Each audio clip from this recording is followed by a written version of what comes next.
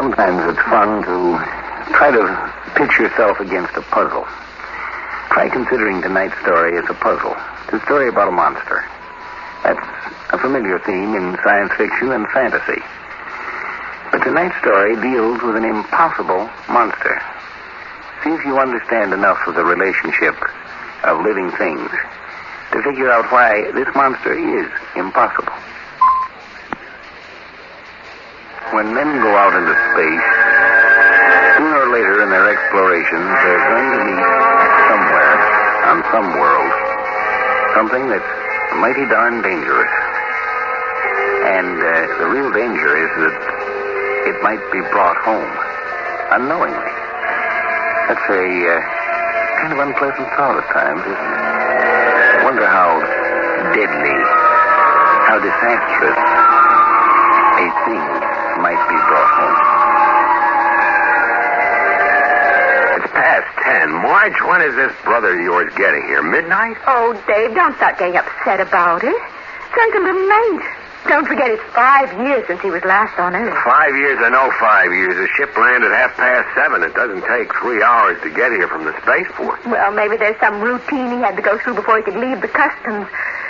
I understand there's a comprehensive medical examination for all returning from outer space. That's all we need. Some weird disease he picked up on Alpha Centauri 5. No, they wouldn't let him near civilians if he had any such diseases. Well, all I can say is that if he doesn't show his face here by 11, I'm going to go upstairs and go to bed. I need my sleep. Oh, there he is now, Dave. Oh, I knew he'd be here on time. Now, be nice to him, Dave. He is my brother, after all, and I haven't seen him since 89.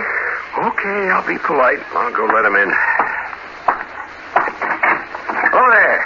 Come on, right on in. My name is Dave Sporling. Thanks. I appreciate this, Dave. Oh, Ted. Oh, Ted. Hello, sis. Well, stand back and let me look at you. This is a big girl now, isn't she?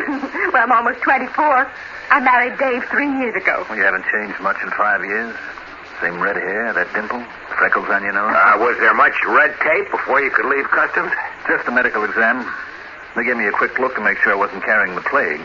I was cleared through around 8:15. Oh, you must have stopped off for a little nip before coming here then, huh? No, I came straight here from the spaceport. Oh, but it only takes half an hour by rocket tube.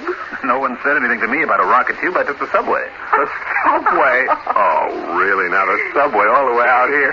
No wonder it took you so long. Say, the rocket tube's only been in operation for 3.5 years. Yeah. That's why Ted didn't use it. Yeah. He didn't know it existed. The world changes more than you think in 5 years. The new model autos that drive themselves, 3D video, the robots. Those things were all new when I last was on Earth. Now they're commonplace to everyone except me. Come on into the living room. You'll probably want to rest up. I'll give you a drink, put a little music on. And you can tell us all about your 5 years in space. Ah, Redenoff. You miss him out in space. Hey, can I dial you a drink? Scotch, thanks. I'll take it neat. Same old Ted. Still likes the same music and still drinks the same kind of drink. It's only been 5 years. I haven't been away forever. Can you tell us where you've been? Or is that classified? Well, some of it is, but I covered a lot of ground. You ought to see the night sky on Deneb 9, Marge. 500 little moons up there like whirling knives in the darkness. And the 17th planet of the Vega system, 2 billion miles from its sun, and yet there's that great blazing light in the sky, so bright that we had to wear special eye lenses. Join the Space Force and see the galaxy. It's really true. It was good of both of you to offer to put me up while I'm on ground leave. No treat to be in a world where you have no friends and only one living relative. Oh, don't mention it, Ted. How long did you say that you were staying? 3 weeks. That's all right with you. And then you go back to space for another 5 years? That's right. Survey trip this time. Around the galactic rim. How exciting that must be. Just his job, after all, Marge. Well, but how much more exciting it must be to be a spaceman than a newspaper man. You a newspaper man, Dave? I work for one of the system-wide news services. That's a job that keeps humming all the time. We spacemen spend 3/4 of our time drifting through nowhere between planets, playing solitaire, watching old films, and thinking about Earth. Yes, but when the waiting's over, when you finally reach another sun and walk on alien soil. Yes, then it becomes worthwhile. Well, you must excuse me. I've had a busy day. Aboard ship and then getting out here. Of course. If you'd like me to show you up to the room, why... I appreciate that. Gee, this house is so full of new gadgets that I hardly know what anything does. Now, this thing over here... Watch out, don't! Ted, you're on! My arm's all right, Lauren. the wall disposal unit. Anything you put in there gets converted into energy. Oh, but look, I pulled my arm back in time, see? Yeah, but we heard the sound. When you activate the unit, it crackles like that. And I saw your hand in there up to the wrist. You're both imagining things. All I did was toss a piece of candy in to see what would happen. My hand didn't come anywhere near it. But I saw your hand go in, Ted. And the disposal field crackled. And yet your hand's all right. I don't understand it. I tell you, my hand didn't come anywhere near it, Marge. Dave, would you show me to my room? I'm pretty worn out. But I saw his hand go in. I saw it.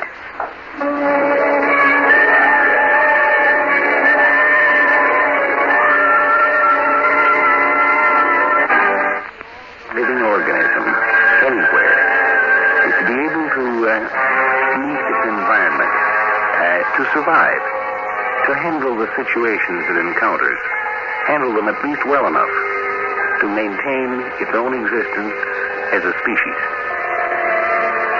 It's not so obvious that you can overdo that, but you know you can.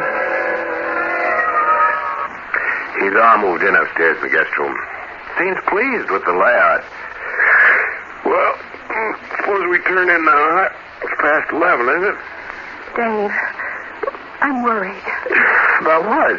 That business about the disposal unit? Oh, it must have been our imagination. No, I saw him clearly put his hand into that field. But when he took it out again, his hand was whole. And there are other things. Like what? He's different somehow, Dave. Different? Well, sure he's different. 5 years. No, it's not just the 5 years. His voice isn't quite the same anymore. Something weird about the way he speaks now. And his eyes, they have a faraway look. Which was never like that before. Dave, he's changed. And I'm afraid of him now. You're afraid of your own brother? I'm afraid that he isn't my own brother anymore. Oh, come Dave, on. I don't know what I'm saying, I guess, but... Well, I do feel strange about his being upstairs. As if something dangerous had entered our house. What should I do about it? Go upstairs and ask him if he's a monster in disguise? Oh, Marge, he's your brother, and you invited him here. No, but I'm worried. And what am I supposed to do about it? It really, believe me, it's all in your imagination. Dave, didn't you see him stick his hand into that disposal? No, I didn't. But you said...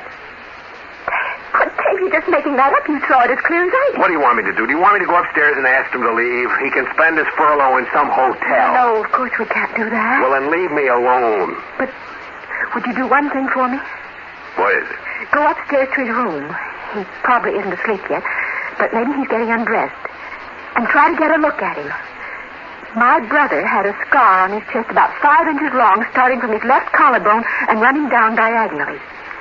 He got it when we were kids. And see if the man upstairs has that scar, too. No, look, Marge, you said that he liked the same drinks and the same music he always did. So why... You go upstairs and look. You could tell him you just stopped in to see if he was comfortable. This is ridiculous, Marge. Spying on your own brother to see if he's a thing from outer space. I'll feel happier if you go up. Oh, won't you, Dave? All right. If it'll stop you from worrying, I'll go see if he's awake.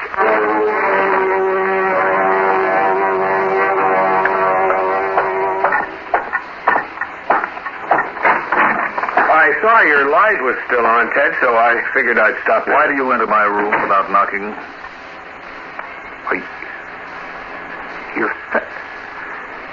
Your face is... My face is different? What? You look like me now. My face, that is, not yours. I'm simply practicing. Practicing? Oh, don't go away. Come here, Dave. What are you? I'm your brother-in-law, Dave. What's your face? And your hand? Didn't Marge tell you that I had such abilities? No, of course not. I guess she didn't know. I couldn't do things like this before I visited Altair 6 2 years ago. Altair has a very interesting form of native life. At the moment, nobody knows of the existence of this life form but me. It's a mimic. Mimic? When a spaceman known as Ted Kennedy was exploring Altair 6 2 years ago, he wandered off alone to look for wildlife. There was a big brown stone in his way. He kicked it. But the stone clung to his boot. It wasn't a stone, you see. It was a mimic. I don't know what you're talking about. Get out of my way and let me out of this room. You must be out of your mind. Ted Kennedy never knew what happened to him. Within 10 seconds, the mimic had absorbed him, swallowed him up. Flesh, brain, memories and all. When the mimic had fed, it realized what a lucky find it had made. A spaceman who would be going back to Earth someday. The mimic can divide itself infinitely. It left part of itself there in its old disguise of a stone. The rest of it went back to the spaceship disguised as Ted Kennedy. Marge said you were different, that something had happened to you. I have all of Ted Kennedy's memories. As far as anyone can tell, I am Ted Kennedy. Right down to the last molecule.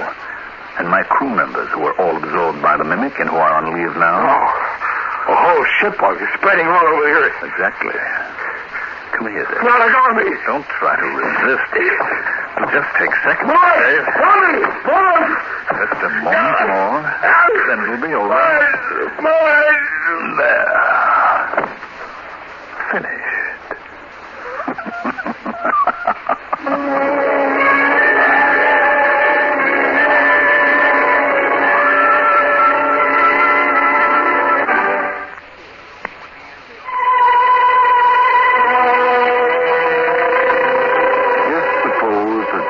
There was an island, and there were 1 million sheep on this island, and somehow a couple of tigers got on the island.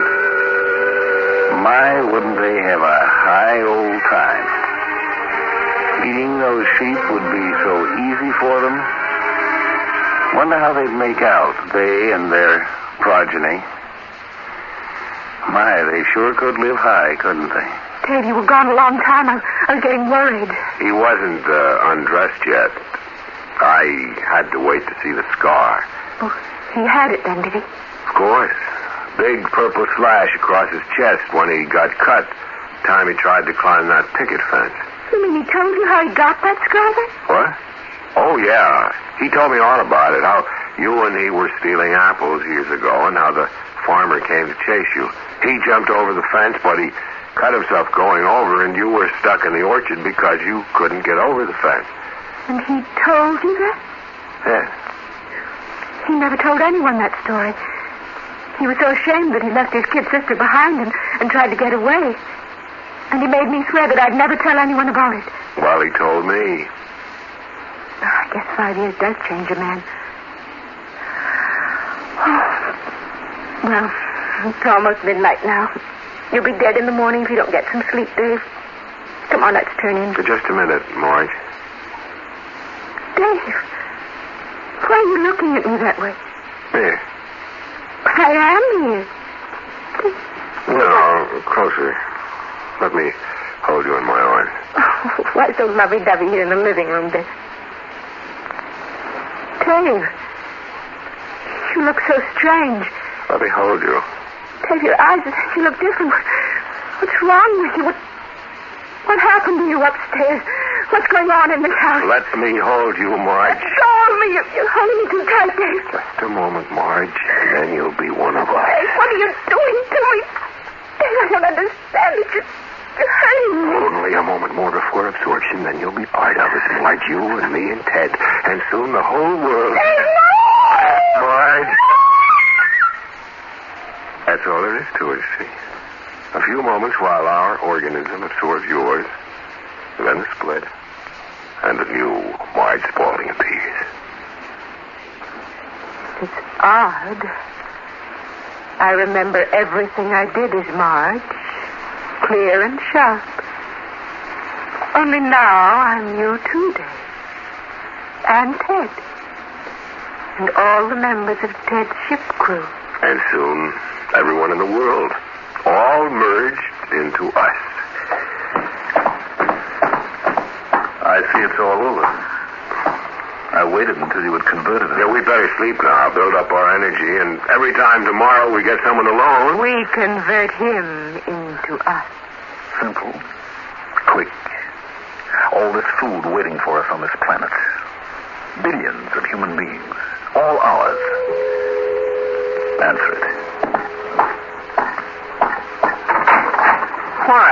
Adams from next door. Hello there, Mr. Spaulding. I know it's late at night, and I hope I'm not intruding, but I was just coming home from the movies, and as I passed by outside, it sort of seemed to me that I heard screams coming from in here. Yes, that's right. It was my wife screaming. Mrs. Spaulding? But you seem so calm. I mean, well, I guess everything's under control. Yes, everything is under control. Yes, well, if that's the case, I guess I'll be going on along home then. I'm sorry to have bothered you. I just thought maybe you might be needing some help. We appreciate that very much, Mr. Adams. Won't you step in for a moment? Well, it's quite late, and as you say, everything's under All control. the same, if you'd come inside. Yes, do come in. I'll fix you a little nightcap. Well, just for a moment. I've always believed in being neighborly. I guess I'll come in if you're nice enough to ask me. We're glad to have you, Mr. Adams. There, don't stand and haw. Come in. Close the door. Well, it's nice of you to ask me in, Mrs. Spaulding. Yes, sir. It's right nice of you to invite me in.